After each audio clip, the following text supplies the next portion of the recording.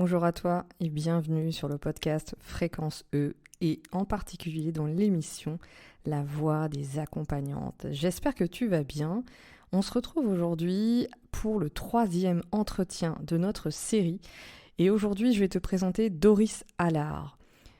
Alors, dans cet entretien, on va parler de plusieurs choses qui, moi, me tiennent à cœur. Quand j'ai réécouté cet entretien qui a été enregistré le 13 juin 2023, j'ai trouvé qu'il était très à propos qu'il sorte maintenant, qu'il sorte en décembre 2023. Je vais t'expliquer pourquoi. Mais déjà, Doris, ça fait un moment en fait que moi je suis Doris. Je ne sais pas si Doris me suivait sur les réseaux, mais moi je suivais Doris. J'ai rencontré par le biais d'une autre approche de connaissance de soi dont on parlera à un moment donné dans le podcast, dans l'émission. Et j'ai continué à la suivre et à un moment donné en fait elle parlait, je me rappelle qu'elle parlait de son travail, de son approche et elle demandait à son public, à son audience si ses mots étaient clairs, si elle, finalement est-ce qu'elle était comprise par rapport à comment elle processe et comment elle travaille.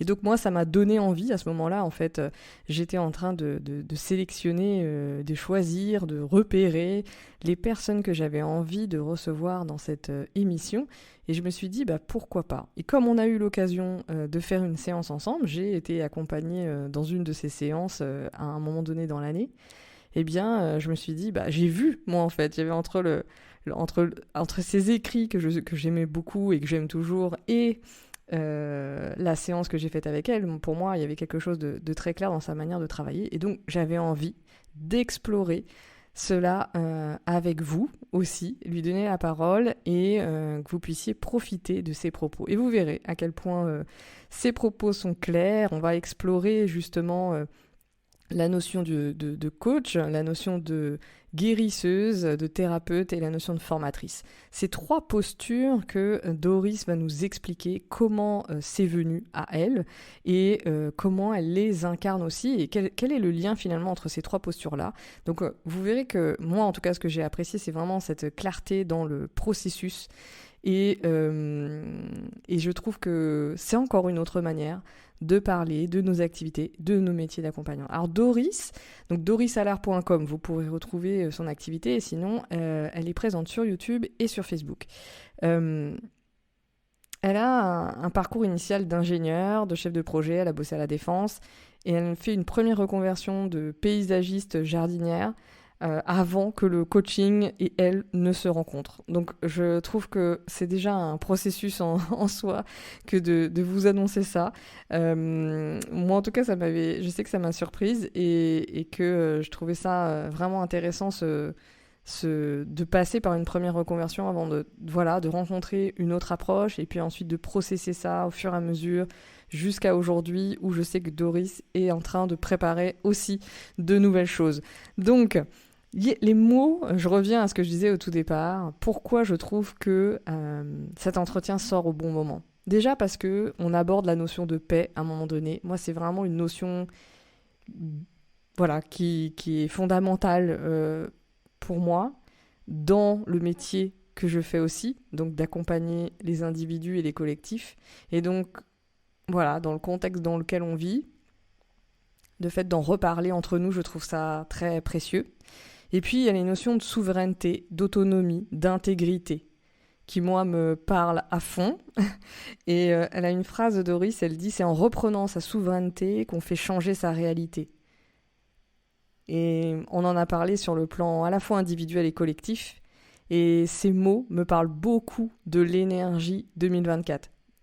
Si tu me connais, tu sais aussi que je suis praticienne en numérologie créative. Si tu suis ce podcast Fréquence E, il y a une 2e émission, La Voix des Nombres. Donc moi, je fais des liens aussi entre mes émissions. Mais voilà, il y a quelque chose à la réécoute de l'entretien qu'on a tourné en juin. Que j'ai trouvé beau en fait, tout simplement. Et donc j'espère que tu apprécieras cet entretien et la clarté aussi du déroulement de notre processus là d'entretien et d'échange et la clarté surtout des propos de Doris. Voilà, je te dis à très bientôt. N'hésite pas à me faire des feedbacks sur les entretiens que tu écoutes. si tu vois les liens entre les 3 entretiens justement, parce que je sais que Magali, qui va m'écouter sûrement, m'a fait un retour là-dessus et je trouvais ça extrêmement puissant de pouvoir justement sentir les liens entre les entretiens, mais surtout entre toi et les personnes qui parlent, entre toi finalement et le podcast et nos voix, parce que surtout si tu es justement accompagnante, hein, accompagnante, parce que c'est ça que je trouve extrêmement... c'est là où se situe la transmission pour moi, au-delà de nos approches, au-delà de nos outils. Très bonne écoute à toi.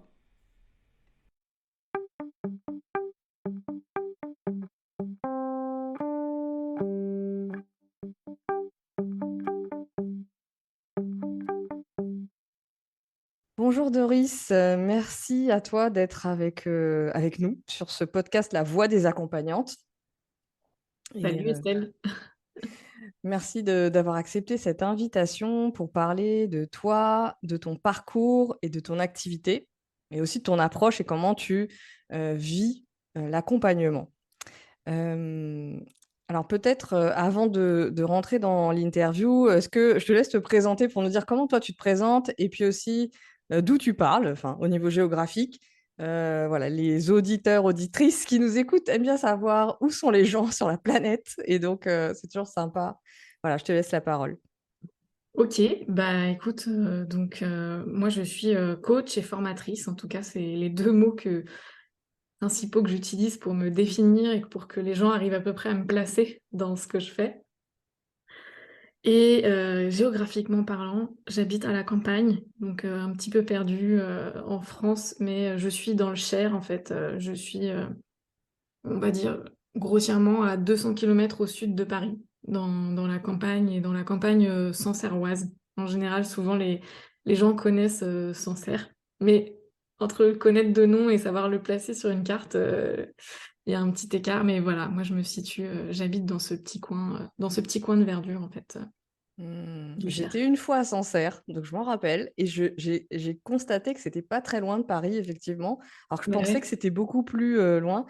Et voilà, c'est très joli, très paisible. Doris, tu as parlé de coach et formatrice, et puis sur ton site, donc dorisallard.com, je mettrai évidemment les liens, mais tu dis, il y a deux choses que j'ai envie d'interroger par rapport à ce que tu écris sur ton site. Donc déjà, tu parles de ces 3 métiers, ces 3 activités, coach, formatrice, thérapeute. Et moi, j'aimerais bien te questionner sur, voilà, sur ça. Pourquoi ces 3 façons d'accompagner? Parce que pour moi, c'est 3 façons d'accompagner. Et la deuxième question derrière, c'est est-ce que ça a été simple ou pas d'afficher cette couleur-là? Ok. Bah, peut-être que je peux répondre à ta deuxième question en premier. J'ai envie de dire que ça s'est fait un peu naturellement. Puis ça répondra aussi à la première en même temps. C'est que, en fait, j'ai démarré tout simplement par le coaching. J'ai une formation en coaching. C'est quelque chose qui m'a appelée, en fait, en voyant un coach faire, en me faisant coacher en groupe par un coach, où je me suis dit, waouh, mais en fait, c'est il y a vraiment du potentiel en fait dans cette posture-là pour aider les gens. Moi, j'étais très loin du milieu de la thérapie, du coaching. Ouais, j'étais très loin de tout ça et j'ai découvert ça, cette posture en tout cas comme ça. Et donc, je me suis formée au coaching. Et ça a été quelque part mon premier titre en fait, coach. Et ensuite, j'ai travaillé avec Flora Adouville, qui est la créatrice de la méta, pour ceux qui connaissent, ou pour ceux qui peuvent s'intéresser, ben, ils pourront aller voir ce qu'elle fait. Mais donc, j'ai intégré son équipe pédagogique pour transmettre la méthode qu'elle a créée. Donc, c'est là, en fait, où j'ai découvert ben, la posture de formatrice.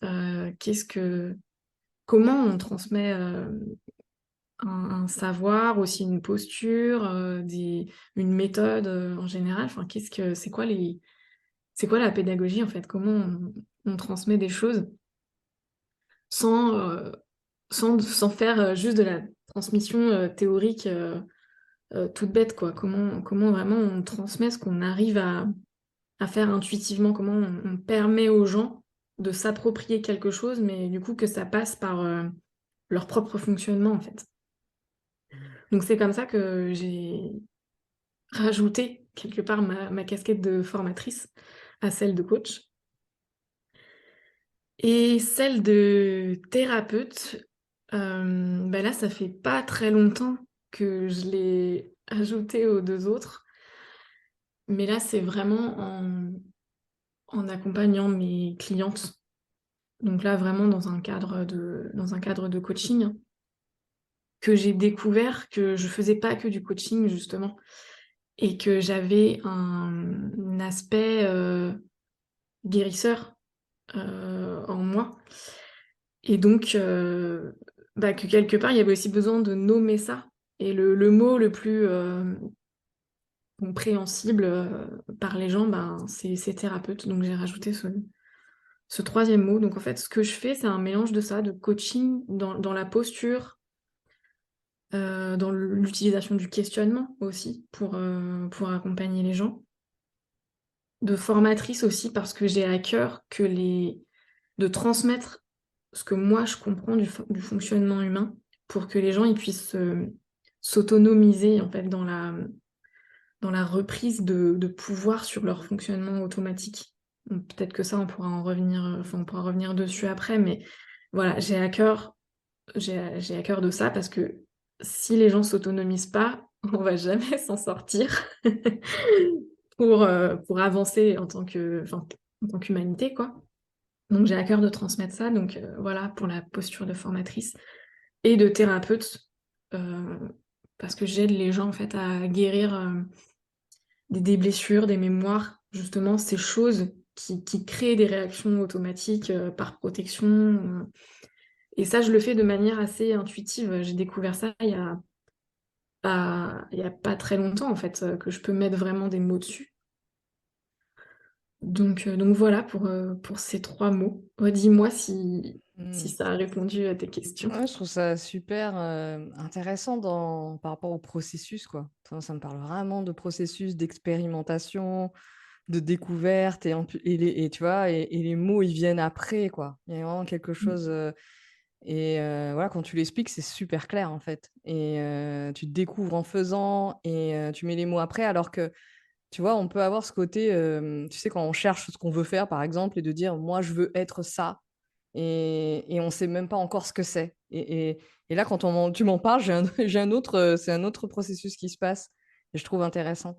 Et je voulais juste revenir parce que tu as parlé du coaching et est-ce que, comment tu venu toi à être coaché peut-être et à vouloir être, tu as parlé du potentiel dans la posture de coach, mais peut-être, avant de est-ce que tu voulais être coach avant? Enfin, je sais pas, avant d'être coachée toi-même, est-ce que tu t'étais déjà dit: «Oui, tiens, je viendrai accompagnante»? Qu'est-ce que tu faisais avant? Enfin, voilà, comment c'est venu ce côté aussi, métier? Alors là, pour le coup, non, je pensais pas, être coach avant, je voulais pas être coach. Ça m'est Ouais, ça m'est tombé dessus à ce moment-là et c'est même j'osais même pas imaginer que c'était possible, pour moi, en fait. C'est J'étais quelque part fascinée par cette posture et par tout ce qu'elle permettait. Bon, après, la personne, elle avait aussi des dons de lecture de l'inconscient et de guérison aussi, donc il y avait pas juste, la posture, voilà, de une posture de questionnement et cetera. Enfin, il y avait ça, mais il y avait aussi, d'autres dons développés derrière aussi, mais j'étais fascinée, en fait, parce que ça permettait. Mais j'étais à milieu de m'imaginer que moi aussi, je pourrais faire ça et je pourrais aider les gens, de cette manière-là. Donc, ouais, si tu veux, avant j'étais, enfin j'ai une formation hyper classique, j'ai fait mes études, j'ai fait un cursus scientifique, j'ai un diplôme d'ingénieur, j'ai travaillé, en tant qu'ingénieur dans des boulots, dans lesquels je me faisais vraiment suer, on va dire, pour parler poliment.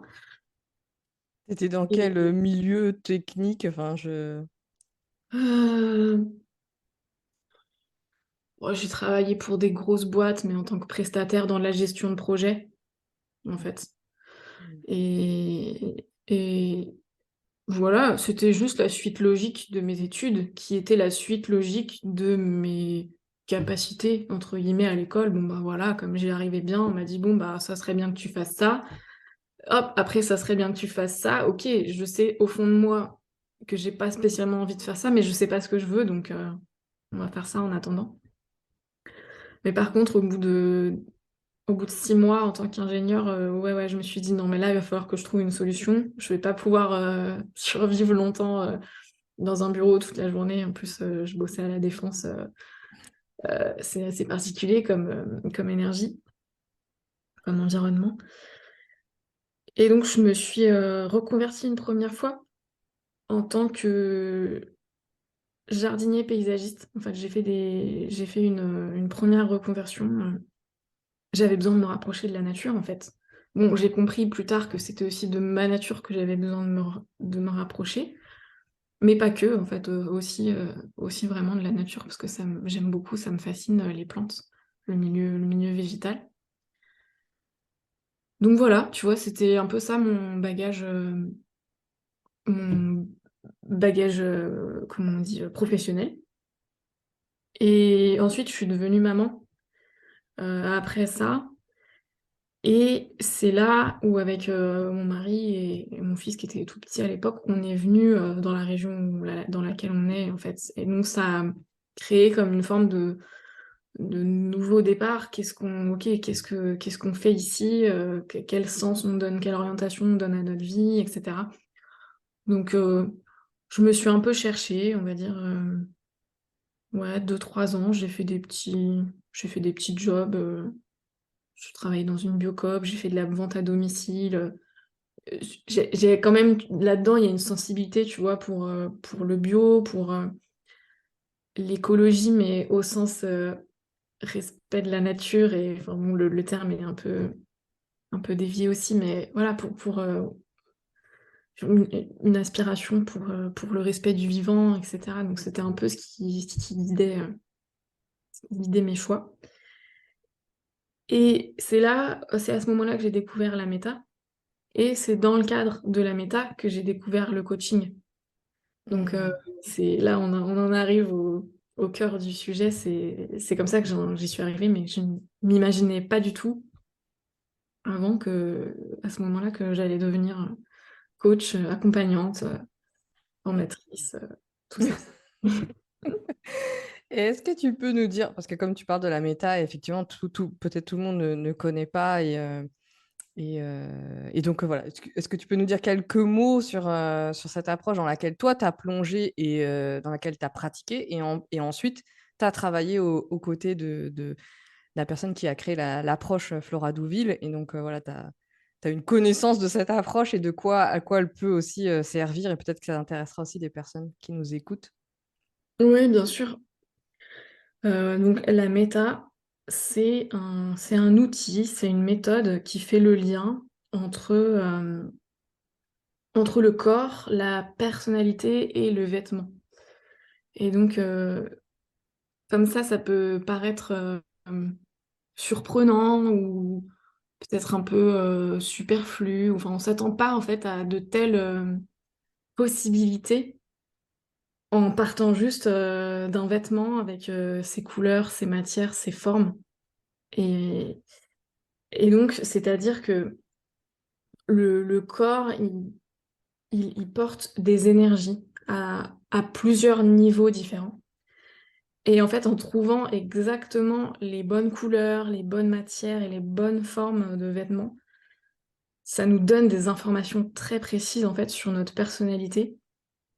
Et donc, ça permet en fait de rebrancher des fils à l'intérieur qui permettent comment dire, de mettre des mots ou de mettre des compréhensions sur des fonctionnements naturels qu'on peut avoir, mais sur lesquels, en tout cas là, je parle pour moi, j'ai pu m'asseoir dessus parce que ben, soit c'est pas valorisé dans la société, ou alors c'est trop sensible ou trop gnangnan, etc. Donc ça permet cette reconnexion, cette redécouverte vraiment d'aspects de soi qu'on peut venir négliger ou penser qu'ils sont pas assez bien, voilà, ou les juger, euh, parce que c'est pas comme ça qu'on devrait être dans la vraie vie, quoi.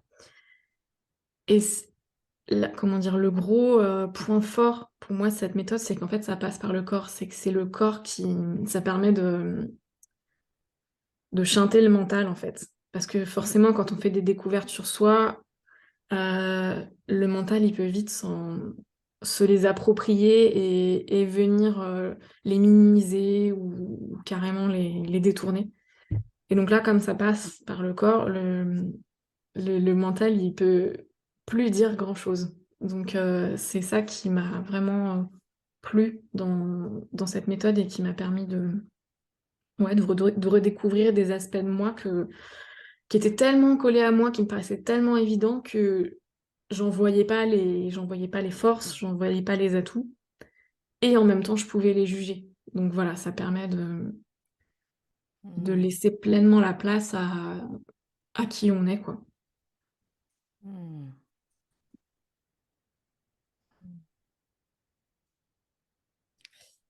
Il y aurait tellement à dire sur les approches, mais en plus, enfin bon, c'est peut-être une autre conversation sur justement si on rentrait dans ce sujet-là, mais euh, si je reviens justement à toi et ton parcours et aujourd'hui, donc sur ton site, il y a, je ne sais pas si on appelle ça une baseline, je ne suis pas hyper douée en anglais, mais il y a en dessous de ton nom, Doris Allard, il y a l'âme et l'ego. Et bah, j'ai envie justement que tu nous parles maintenant de toi, de comment tu travailles, de ce que tu fais, mais déjà l'âme et l'ego. Pourquoi l'âme et l'ego? Parce que c'est quand même deux mots qui sont très forts et très forts et peut-être même on pourrait se dire ouh, on va pas, on va continuer on va pas continuer par là. Moi j'ai envie de savoir pourquoi toi t'as mis ça là et de quoi ça parlait pour toi en fait. Bah écoute, franchement, j'en sais rien. Il est sur ton logo aussi, je crois. J'ai vu une clé et puis j'ai vu. Ça, Ouais. exactement. En fait, c'était un moment où je voulais me lancer et j'ai fait un brainstorming, tu vois, donc un truc tout con où j'ai noté les trucs comme ça me venait. Ouais. Et puis j'avais noté là mes Lego, mais sur le coup, je me disais, bah c'est un peu nul, c'est trop bateau et tout. C'est En Ouais. plus, bah, c'est un peu, c'est duel, tu vois, c'est ok, l'un et l'autre, l'un ou l'autre, bref. Et finalement, j'ai trouvé que c'était le truc le plus simple et le plus parlant de tout ce que j'avais noté Hmm. euh, et que j'ai gardé. Parce que comment je le lis aujourd'hui, c'est-à-dire que je, comment je le comprends, c'est-à-dire que j'ai l'impression que quand on se cherche, quand on est sur un chemin de connaissance de soi, on peut avoir tendance à opposer les deux. C'est-à-dire à dire, OK, je veux me reconnecter à mon âme et je veux me séparer de mon ego. Voilà. Donc de les opposer et d'en faire enfin deux buts, mais deux buts opposés. Et en même temps, bah, les deux font vraiment partie de l'expérience humaine.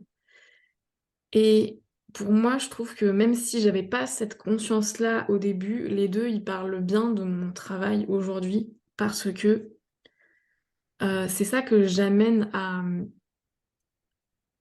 c'est ça que j'amène mes clientes à faire. Je dis clientes parce que j'ai quasiment que des femmes, hein, mais je peux travailler avec les hommes aussi, il n'y a pas de souci. Mais c'est ça que j'amène mes clientes à faire, c'est à mettre plus de conscience, à se reconnecter vraiment à leur partie supérieure qui leur donne leurs aspirations, leurs désirs, leurs envies, euh, donc ce qu'on pourrait appeler l'âme, et à mieux connaître en fait ce qu'on peut appeler leur ego. Qu'est-ce qu'il y a dedans? Qu'est-ce qui les freine? Qu'est-ce qui les bloque?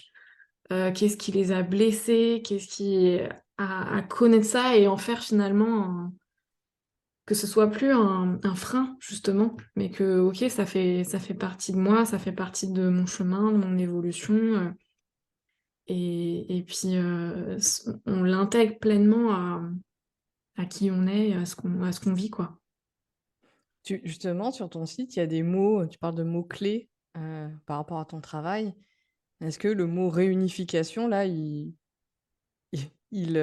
traduit ça, ce que tu viens de dire?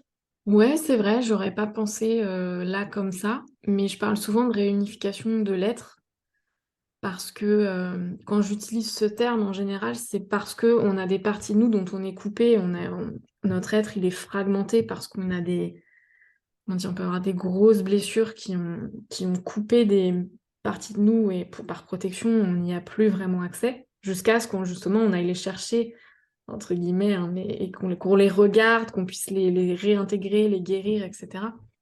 Donc en général, c'est, de ça quand je parle, quand j'utilise le mot réunification.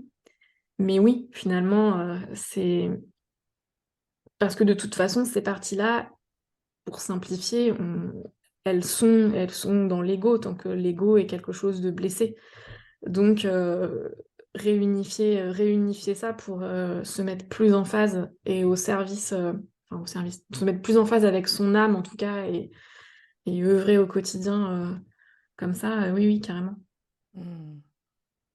Alors, il y a, parce que j'en reviens à ton parcours d'accompagnante où, vous voyez, ces étapes de coach et de transmission et ensuite de thérapeute où tu dis: «Voilà, j'ai pris conscience que, bah, en fait, oui, à travers ce que je fais, il y a une forme de guérison».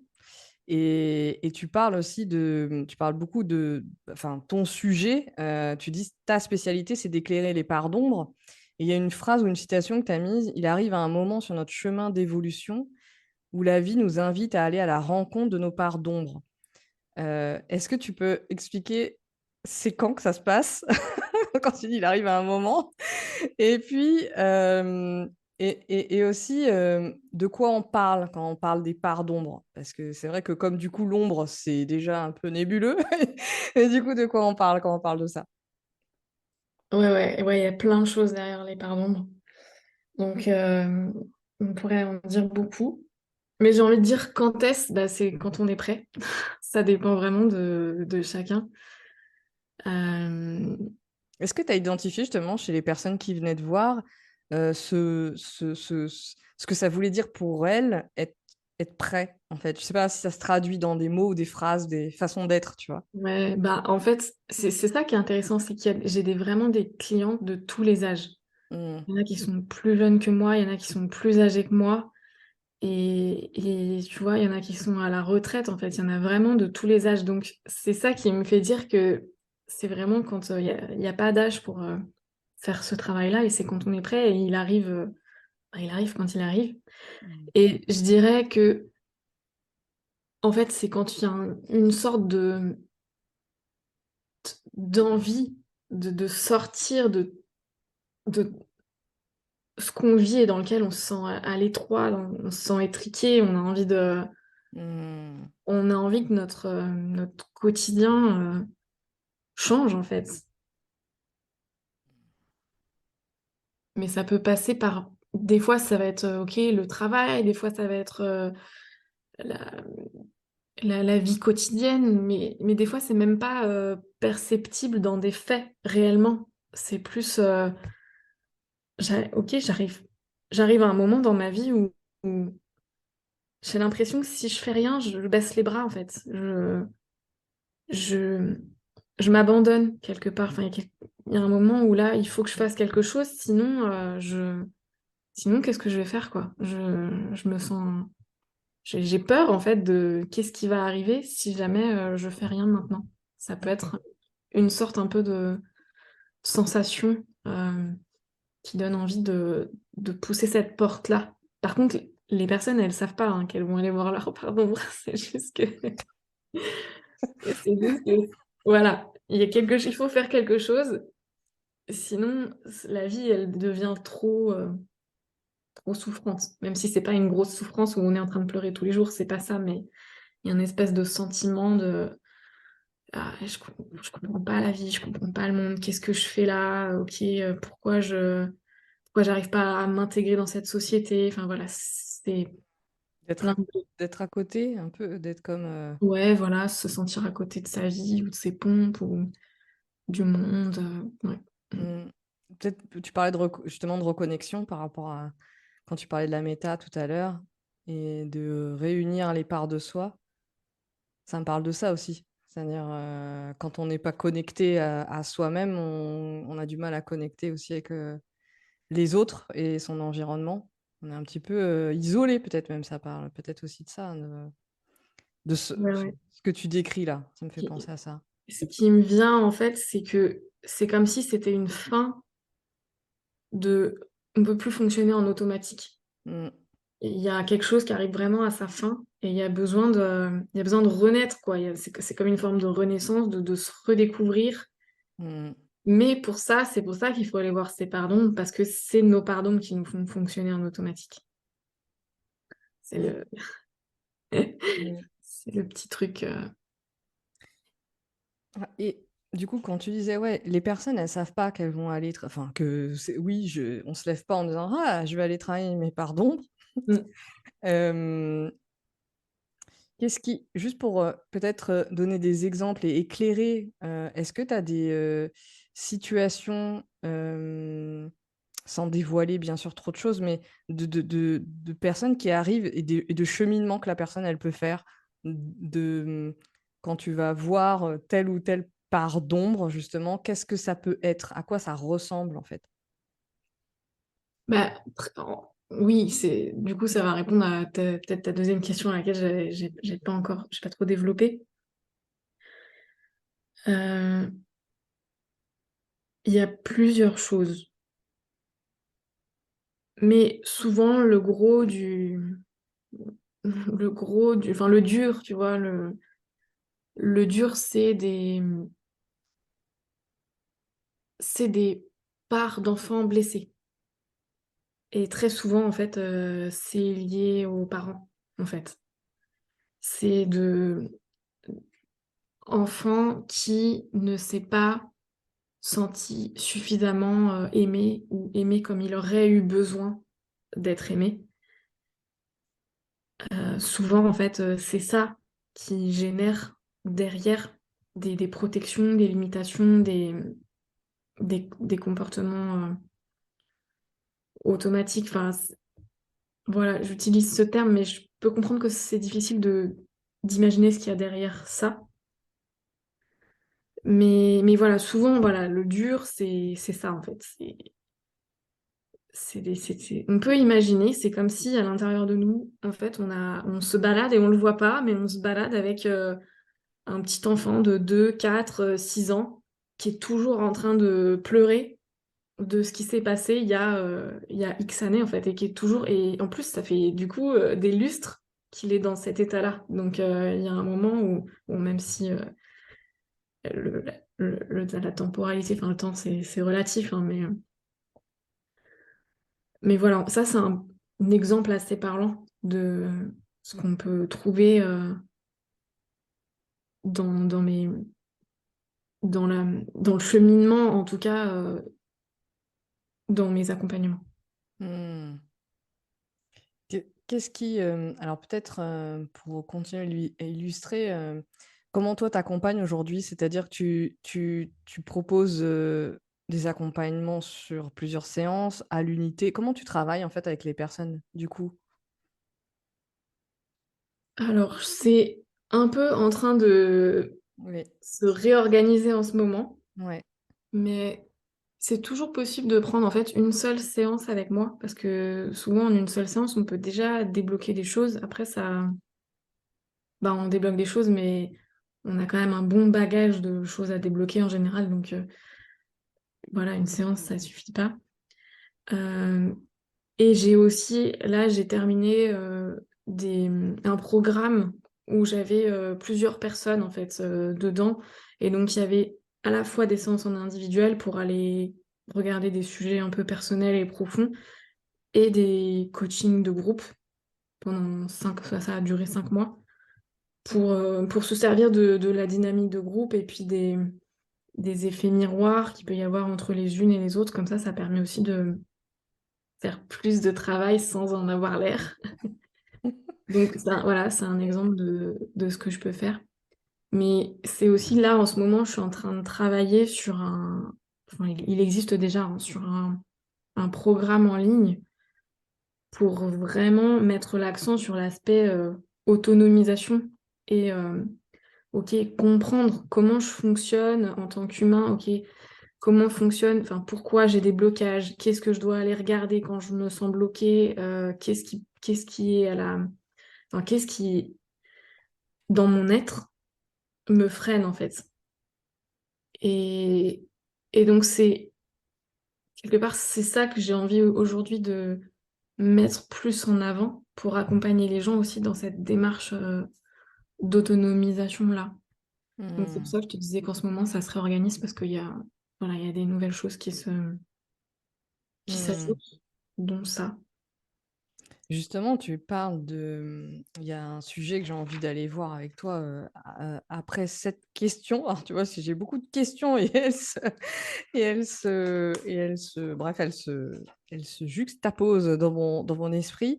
Mais là, quand tu parles d'autonomisation, tu parles aussi je veux savoir en quoi c'est important pour toi cette notion d'autonomie, de souveraineté aussi, Ouais. dont tu as parlé tout à l'heure et que tu parles aussi dans tes écrits. Et tu parles aussi d'intégrité. Et donc, en quoi tous ces trois mots-là sont importants pour toi? Et ça vient en lien avec l'autre question que j'ai derrière, mais peut-être que tu vas l'évoquer. Ok. Bah, hésite pas à me redire si j'ai oublié des mots. euh, Parce que oui, les trois sont liés, mais déjà, c'est sûr que le mot-clé pour moi, c'est souveraineté. Et en quoi l'autonomisation, c'est important, c'est qu'en fait, si on est toujours dépendant d'un accompagnant dans notre vie, en fait, pour régler nos problèmes, on n'est pas en train d'atteindre notre souveraineté. Ça ne veut pas dire qu'on ne peut pas être aidé quand on en a besoin.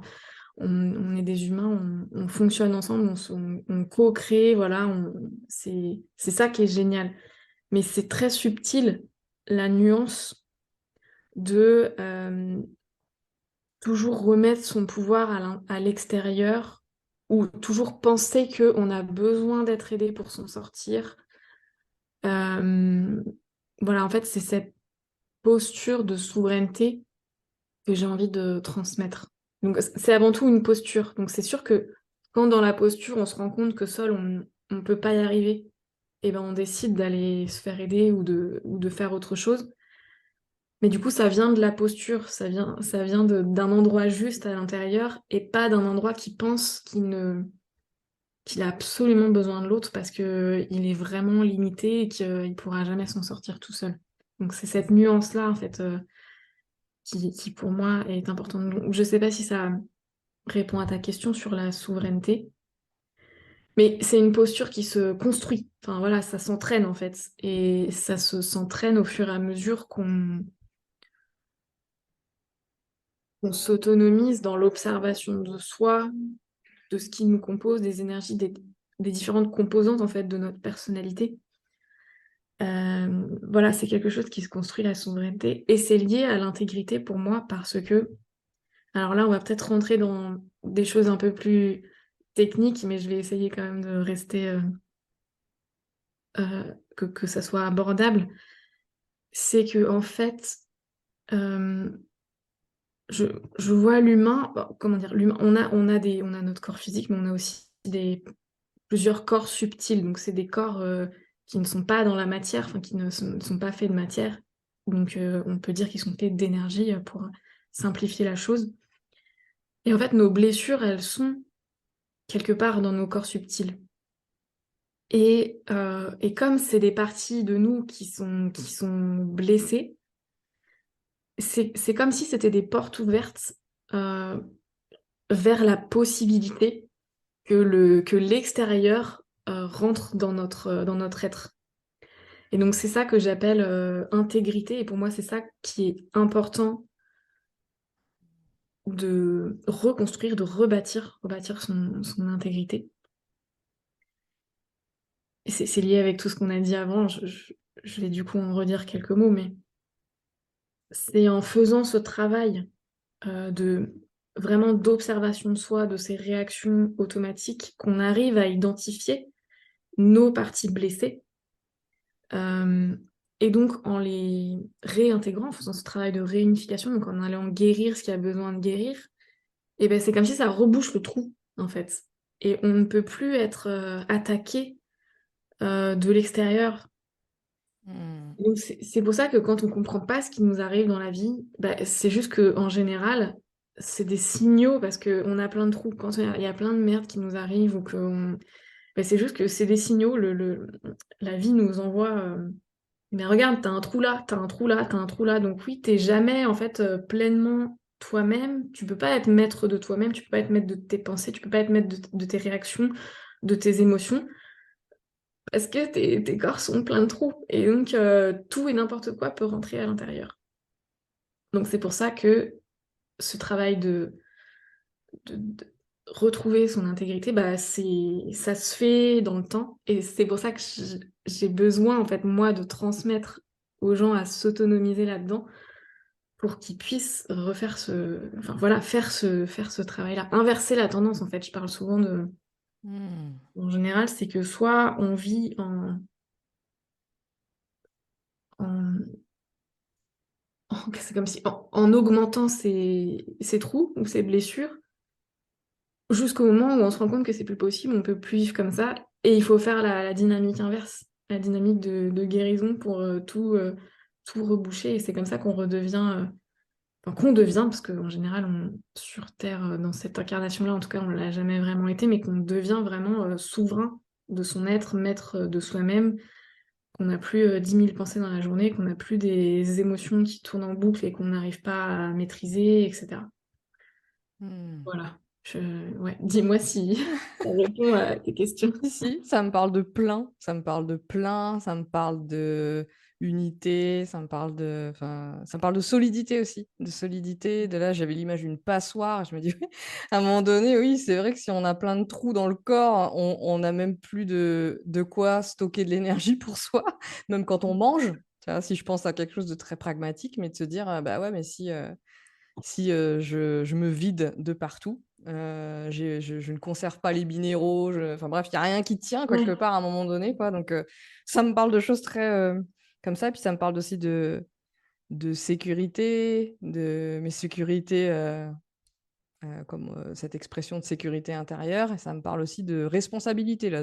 Quand tu me parles d'inverser la tendance, c'est effectivement comme si on s'épuisait, on pouvait s'épuiser et qu'à un moment donné, ouais, inverser la tendance, je trouve que c'est très parlant, en fait, inverser le processus.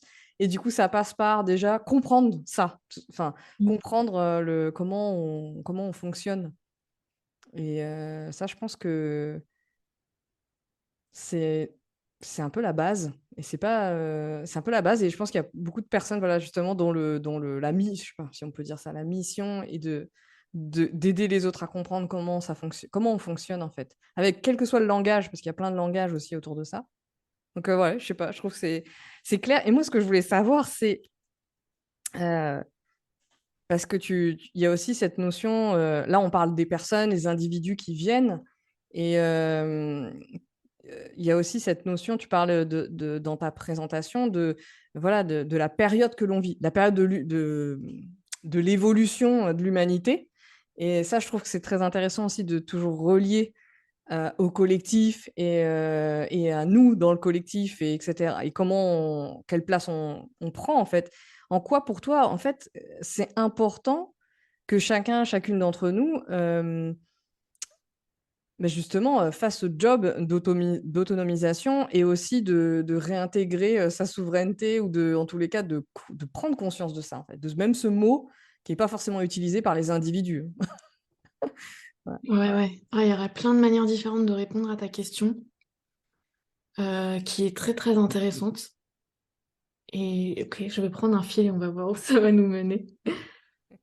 Mais en fait, moi, dans ma vision des choses, c'est vraiment individuellement que on peut faire changer les choses. Ça, c'est Gandhi. Attends, c'est ça. Sois le changement que tu veux voir dans ce monde. Alors, si, Oui, voilà, je suis oui. désolée si j'écorche un peu la citation, mais c'est comme si cette citation, elle avait plein de niveaux différents de lecture et donc plein de niveaux de compréhension différents. Et souvent, elle est utilisée pour justifier qu'il faut changer les actions qu'on fait, qu'il faut changer son mode de vie, qu'il faut changer sa consommation, et cetera. Alors je ne vais pas dire qu'il ne faut pas le faire, c'est pas ça, mais il faut aller plus loin que ça dans ma vision des choses. C'est qu'en fait, c'est vraiment individuellement, en reprenant sa souveraineté, hem, qu'on fait changer la réalité. Parce que la réalité, ce qu'on vit, c'est le miroir, c'est le reflet de notre être. Et donc si notre être, il est toujours plein de trous, et ben, il va se passer dans notre, réalité, des choses en relation avec, bah, tous ces trous quoi, toutes ces blessures. Si on a rebouché, si on a mis de l'enduit un peu partout, du ciment, non mais bref, si on a réintégré, réunifié ça, et ben notre réalité, la perception de ce qu'on vit n'est plus du tout la même.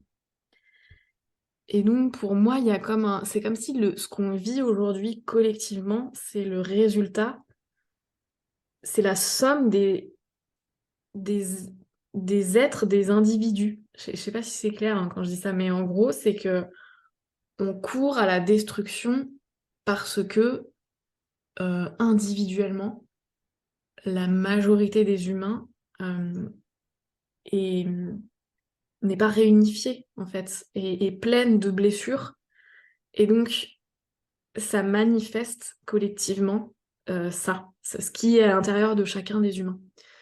Donc c'est pour ça que, pour moi, le changement, il ne peut venir que vraiment sur un travail profond, individuel, de guérison, de souveraineté. Parce qu'en fait, une fois qu'on a, retrouvé sa souveraineté, son intégrité, on n'est plus sujet déjà à des comportements compulsifs, d'achat, de consommation.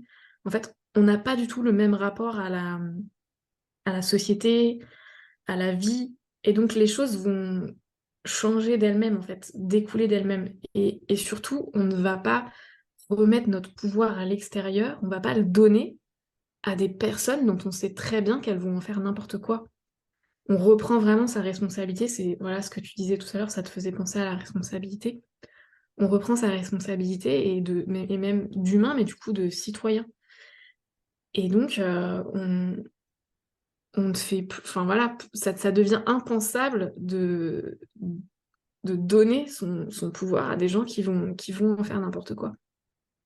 Même si dans un coin de notre tête, les gens ils peuvent espérer: «Non, non, mais oui, allez, je vote pour lui, je suis sûre qu'il va pas faire n'importe quoi», et puis après, 3 mois après: «Oh mais non, il fait n'importe quoi». Enfin, je veux dire, il y a un moment, fallait s'en douter. Enfin voilà, tu se faire avoir une fois, 2 fois, mais bon, au bout de 10 fois, 15 fois, enfin bon J'espère que bref. ça vous rappellera des souvenirs.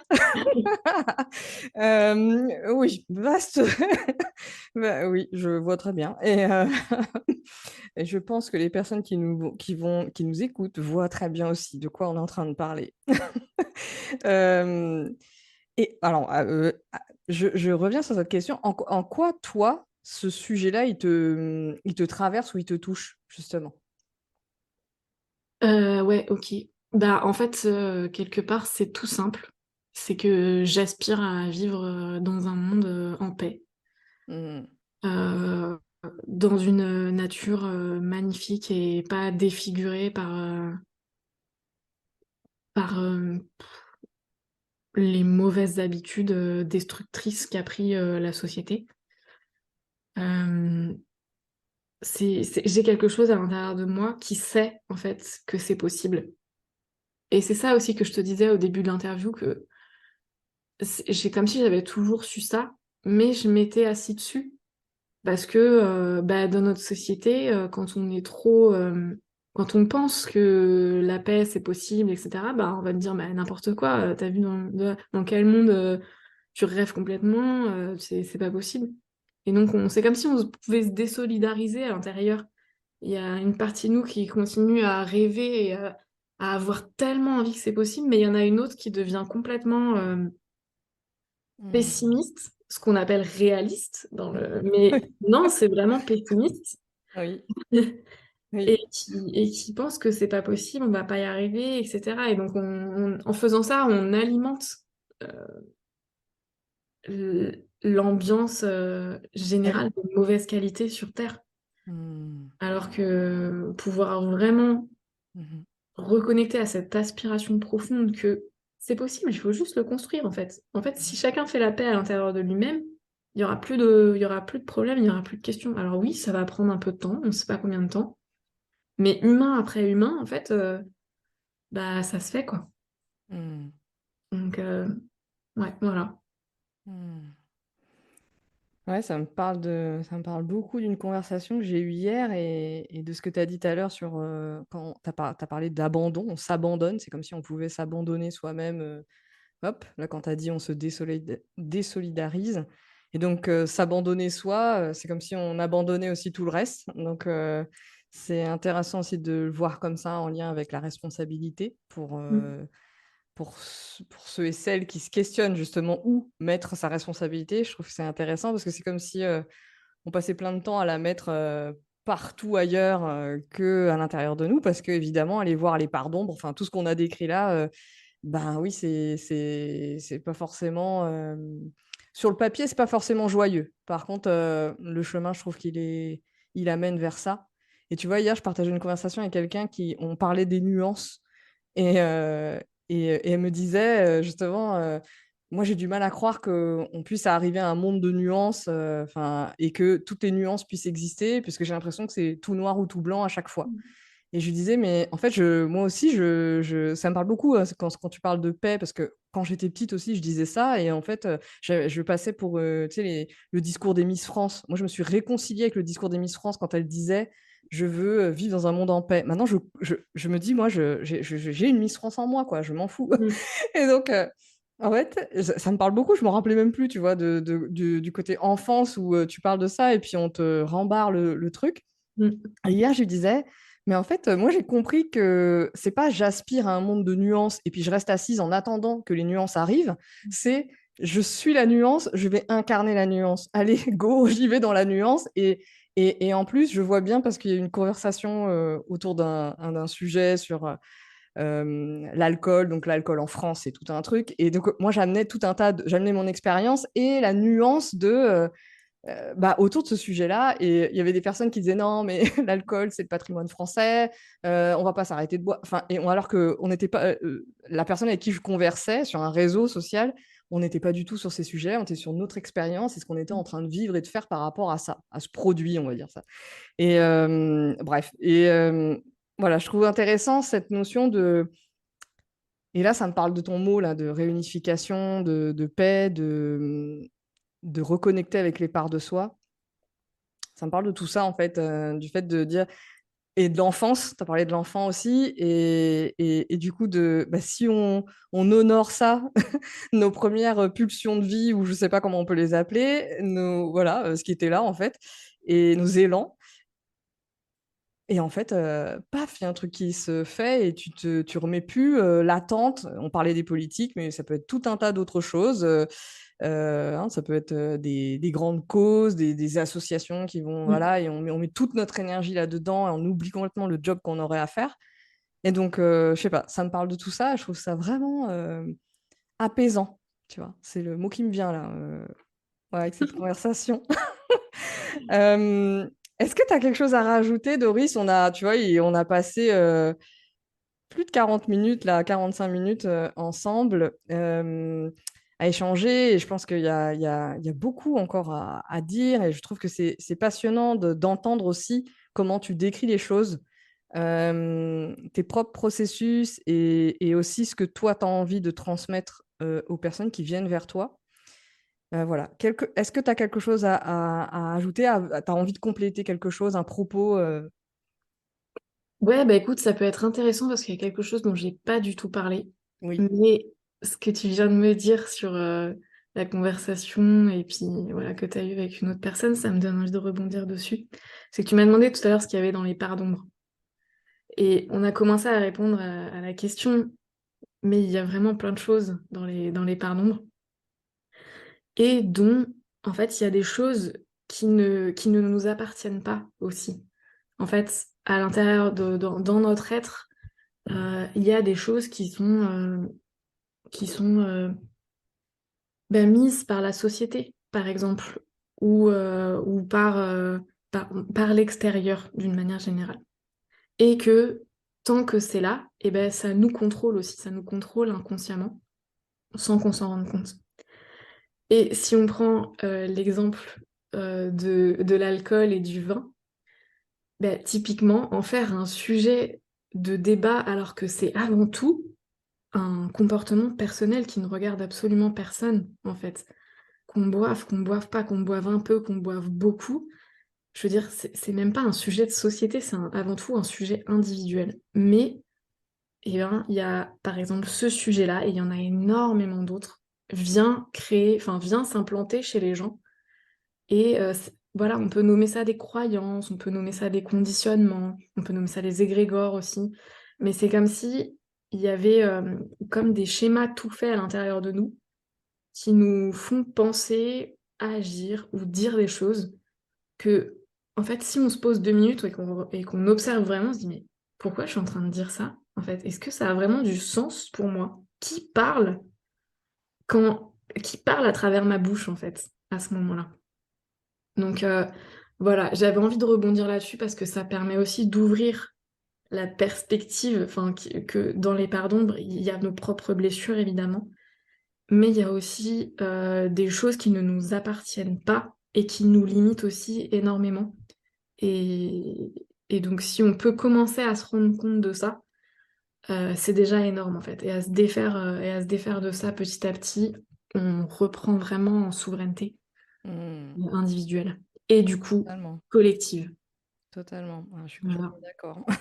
Et le sujet de l'alcool est un sujet en France passionnant et clairement la nuance, c'était pas trop de mise et je trouve ça très intéressant entre les gens qui veulent tout arrêter et les gens qui parlent de produits nationaux. Et moi j'étais, ouais, mais il y a aussi le rapport, on parlait des drogues en fait de manière générale et des drogues légales et illégales et pourquoi il y en a qui sont légales et pas d'autres et l'alcool en top numéro un aussi de ce que ça peut créer dans la société ou dans les familles, en santé. Ouais. Voilà, donc c'était très intéressant par rapport à la notion de paix aussi. Parce que moi, je parlais de paix sociale, comment on achète la paix sociale dans la société.